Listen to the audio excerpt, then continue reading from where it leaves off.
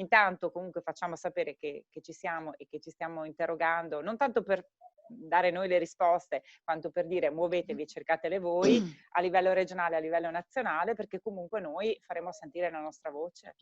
Gli diciamo: guardate, sappiamo che voi non siete competenti per questa cosa, ci stiamo muovendo come donne, mamme, come cavolo volete, come famiglia, perché poi non è appannaggio solo delle donne, ci stiamo muovendo perché alla ripresa economica si cominci finalmente a parlare di ripresa scolastica, perché la ripresa scolastica è preordinata alla ripresa economica. Come si può pensare a una ripresa economica se prima non si fanno ripartire le scuole?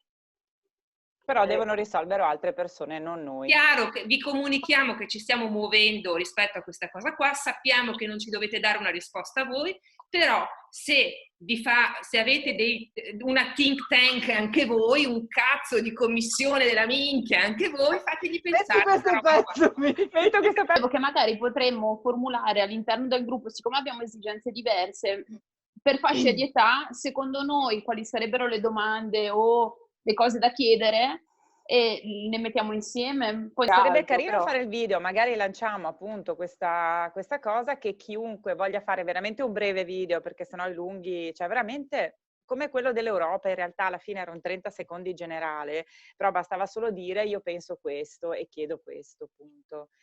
Vediamo, intanto apriamo un po' di strade e poi vediamo. Ok. Dai, facciamo così? Meraviglia.